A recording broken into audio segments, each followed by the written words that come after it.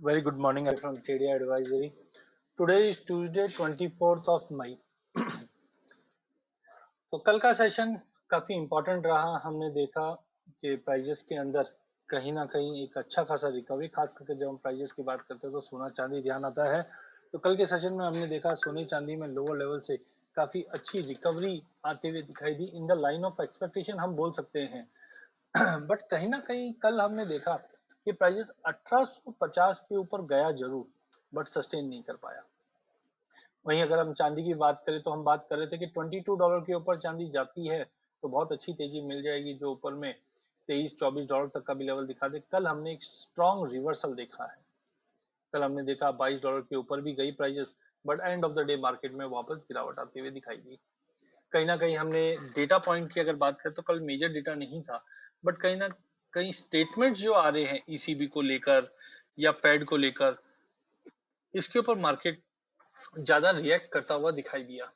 तो कुछ पॉइंट्स की अगर हम पहले बात कर लेते हैं, ऐसे क्या पॉइंट्स थे जिसकी वजह से मार्केट में मूव बनता हुआ दिखाई दिया।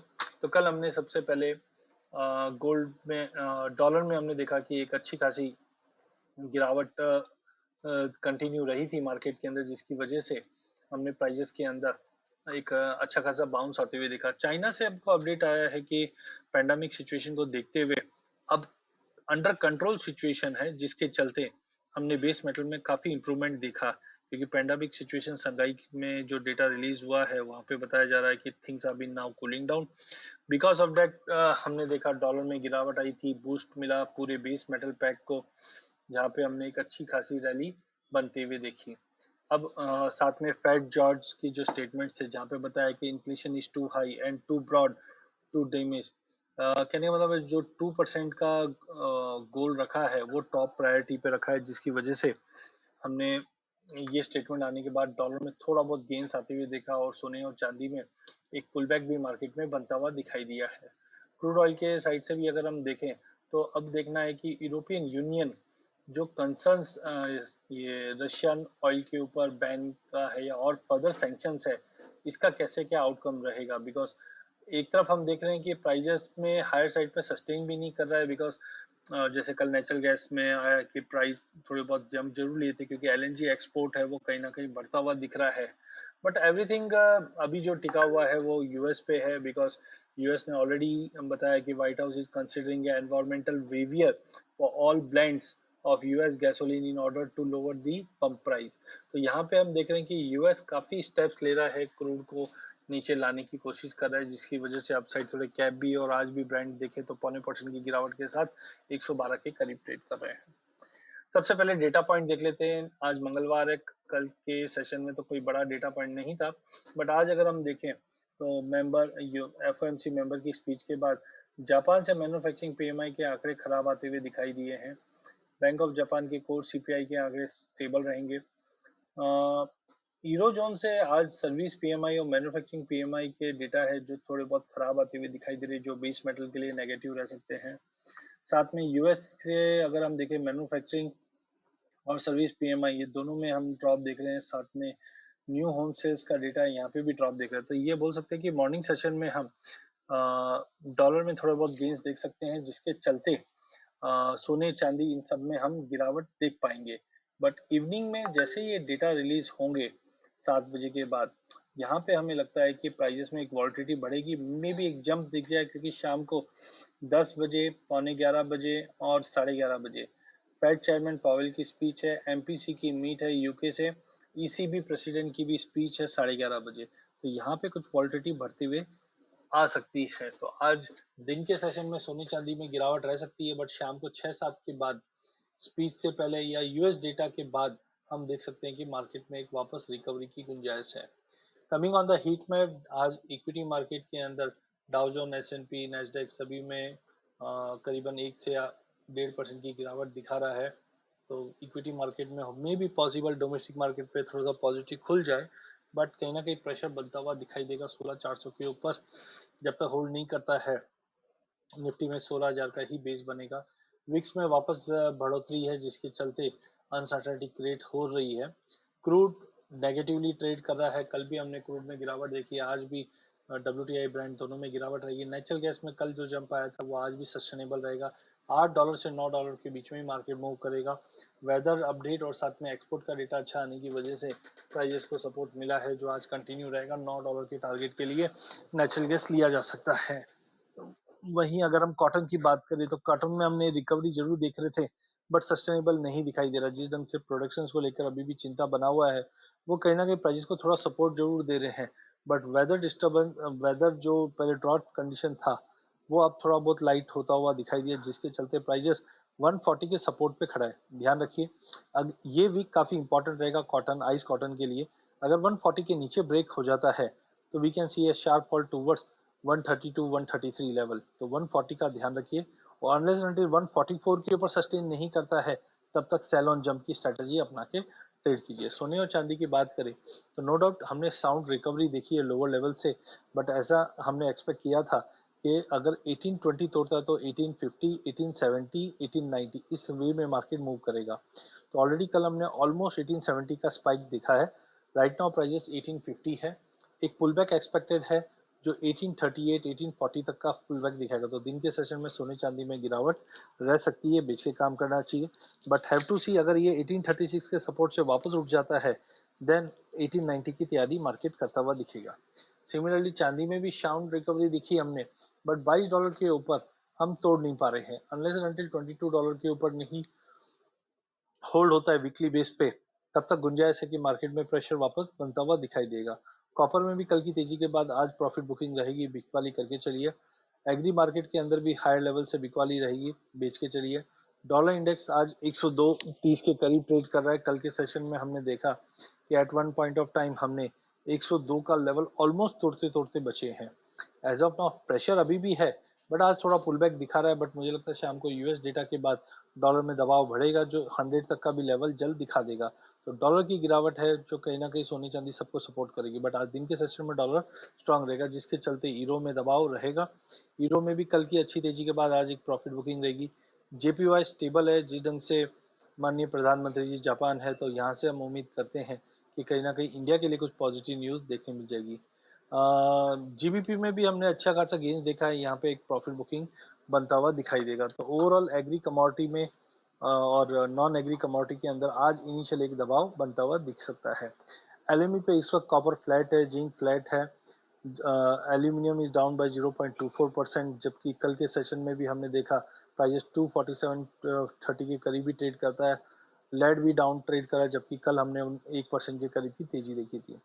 आज के ट्रेड सेटअप के लिए ध्यान रखना 51,200, जब तक गोल्ड 51,200 के ऊपर नहीं निकलता है और क्लोज करता है, ट्रेंड पॉसिबल है कि हम 50,600 के टारगेट के लिए गोल्ड को बेच सकते हैं। चांदी में भी 62,000 के ऊपर जब तक होल्ड नहीं करता है, बेच के चलिए। 61,000 से लेके 60,800 तक का लेवल देखने मिल जाएगा। क्रूड में कल पुट लेके हमने काम किया था, आज भी ट्रेंड वीक लग रहा है, बट 8350 का स्ट्रॉन्ग सपोर्ट रहेगा। तो आज दिन के सेशन में बेच के चलिए 8350 के टारगेट के लिए। नेचुरल गैस में कल हमने ब्रेकआउट देखा था, इसी के तहत हमने बाइंग भी इनिशिएट की थी, बट आज मार्केट गैप से ओपन होगा, जो ऊपर में 685 तक का लेवल दिखाने के बाद एक पुल बैक दिखा सकता है। तो कॉशियसली इसमें ट्रेड कीजिए। पूरे बेस मेटल में कल हमने कॉपर और जिंक में अच्छी खासी तेजी देखी थी, आज प्रॉफिट बुकिंग का डे है। कॉपर 780 के नीचे बेच के चलिए 772 के टारगेट के लिए। जिंक 325 के नीचे बेच के चलिए 322 के टारगेट के लिए। निकल, एल्यूमिनियम, लेड दोनों साइडवे टू नेगेटिव रहने की उम्मीद है। ओवरऑल आज के सेशन में क्रूड और गोल्ड सिल्वर इनमें वॉलिटिलिटी कंटिन्यू मेंटेन रहेगी। वहीं अगर एग्री कमोडिटी की बात करें तो मैंथम में हमने एक अच्छा खासा बाउंस पिछले हफ्ते देखने के बाद लॉन्ग लिक्विडेशन है। 1080 के सपोर्ट आज लेके होल्ड करना चाहिए। वहीं कॉटन के प्राइसेस में कल की गिरावट के बाद मार्केट कोशिश कर रहा था रिकवर करने की, बट हमें लगता है 48,500 के करीब मिलने पे बेच के चलिए 47,500 से 47,800 तक का एक स्ट्रॉन्ग पुल बैक देखने मिल जाएगा। गवार सीड, गवार गम, गवार एक्स में कल लोअर लेवल से काफी शानदार रिकवरी आते हुए दिखाई दी। और यूएस ने जो स्टेप्स लिए हैं कि हम स्ट्रेटेजिक रिजर्व ओपन करेंगे, प्रोडक्शन को, अनयूटिलाइज कैपेसिटी को और बढ़ाएंगे, जिसका कहीं ना कहीं सपोर्ट गवार को मिलता हुआ दिखाई देगा। बट आज के लिए 6080 का काफी इंपॉर्टेंट हर्डल रहेगा। 6080 का लेवल तोड़ के होल्ड करने पे गवार में कंटिन्यू तेजी रहेगी, जो 6200 तक का लेवल दिखा सकती है। तो आज के लिए पॉजिटिव जरूर है, बट 6000 से 6080 की रेंज में रहेगा गवार। और 11,600 से 11,850 के बीच में गवारगम। वहीं गवाडेक्स की भी बात करें तो 7720 के ऊपर 7800 के लिए लिया जा सकता है। मसालों के अंदर हल्दी काफी स्टेबल रहेगी जो 8100 से 8350 के बीच में ट्रेड करेगी, जबकि जीरा और धनिया दोनों में दबाव कंटिन्यू रहेगा। जो 11,200 के टारगेट के लिए धनिया बेचा जा सकता है, 21,200 के टारगेट के लिए जीरा बेचा जा सकता है। कॉटन सीड ऑयल के में कल हमने शानदार रिकवरी देखी और प्राइजेस 2820 के ऊपर क्लोज होता हुआ दिखाई दिया। ब्रॉडर टर्म्स में जैसे हमने पहले भी कहा था कि 2750 से 3050 का दायरा रहेगा, बट 10 जून के बाद ही बड़ा पॉजिटिव मूव मिलेगा। आज के लिए भी प्राइजेस 2860 का लेवल दिखाएगा, लेकिन सस्टेन करता हुआ नहीं दिखाई दे रहा, वहां से प्रेशर वापस बनता हुआ दिखाई देगा। तो आज का रेंज 2800 से 2860 का रहेगा। कैस्टर में अच्छी तेजी के बाद प्रॉफिट बुकिंग है, बट ट्रेंड अभी भी पॉजिटिव है। मे भी दिन के सेशन में 7580, 7600, 7600 तक का पुल बैक देखे, वहां पे लेके चलेंगे, जो 7680 का इमीडिएट टारगेट रहना चाहिए। ओवरऑल आज एग्री पैक के अंदर गवार अच्छा लगता है, जबकि मसालों के अंदर दबाव रहेगा। कॉटन सीड ऑयल की दिन में तेजी रहेगी, शाम के सेशन में वापस दबाव बन सकता है। यूएसडी आयरन में कल हमने गिरावट देखी थी, जो आज मार्केट स्टेबल होता हुआ दिखेगा, लेकिन ईरो जीबीपी दोनों में बिकवाली करके ट्रेड कर सकते हैं। इसी के साथ मेरा सेशन एंड होता है। धन्यवाद। Good morning everyone, my name is Shayog Devnath, senior relationship manager KD advisory. मैं ग्लोबल क्यू और इंडियन न्यूज रिलेटेड स्टॉक के बारे में बात करूंगा। यूएस मार्केट में कल बढ़िया तेजी दिखी। डाउ में 618 पॉइंट, नैस्डैक 180 पॉइंट और एसएनपी 72 पॉइंट तेजी के साथ बंद हुई। आज सुबह वापस पेन में है सारे फ्यूचर्स, नैस्डैक 1.25% की दबाव में है। कल बैंक और टेक शेयरों में जबरदस्त खरीदारी दिखी यूएस मार्केट में। वही कल स्नैपचैट के रिजल्ट आया और 30% गिरा ये शेयर। यूएस में Q1 के नतीजे का आखिरी दौर चल रहा है। आज आएगा फेड चेयरमैन का बयान। एफओएमसी के मिनट्स भी आज आने हैं। रेस्ट ऑफ एशिया देखे तो Nikkei 138 point, KOSPI 20 point, Taiwan index 10 point नीचे है। वही संगाई फ्लैट है 1 पॉइंट नीचे। हैंगसेंग 102 पॉइंट नीचे। स्टेट टाइम्स फ्लैट के साथ 4 पॉइंट ऊपर कामकाज कर रहा है। SGX Nifty 40 point gap up के साथ 16,200 210 के आसपास खुलने की इंडिकेशन दे रहा है। आज का इवेंट कैलेंडर देखे तो दो निफ्टी की कंपनी अदानी पोर्ट और ग्रासिम, और चार वायदे की कंपनी बलरामपुर चीनी, इप्का लैब, मेट्रोपोलिस हेल्थ और स्टेट फार्मा का रिजल्ट आज आना है। मिंडा इंडस्ट्रीज के रिजल्ट के साथ साथ बोनस शेयर जारी करने के लिए बोर्ड मीट भी है। आदित्य बिरला फैशन की बोर्ड मीट है फंड रेजिंग पर। डिलीवरी की लिस्टिंग होगी आज। 1.6 टाइम्स सब्सक्राइब हुआ था ये शेयर। अभी कुछ न्यूज रिलेटेड स्टॉक की अगर बात कर रहे हैं तो बिरला सॉफ्ट ऑलमोस्ट 600 वाला स्टॉक 370 380 के जोन पे है। Q4 में आय बढ़कर 132.9 करोड़, मुनाफा बढ़कर 1104.2 करोड़। नंबर्स ठीक है। दूसरा बाईबैक का इंतजार कर रहे थे। 500 रुपीज पर शेयर में बाईबैक होगा। इनग्रीन ट्रेड कर सकती है ये स्टॉक। ग्राफाइट इंडिया रिजल्ट इसके बहुत वीक है। Q4 में मुनाफा 95 करोड़, आय 844 करोड़। इन ट्रेड हो सकती है ये स्टॉक। जोमैटो 160 वाला स्टॉक 55-57 में चल रहा है।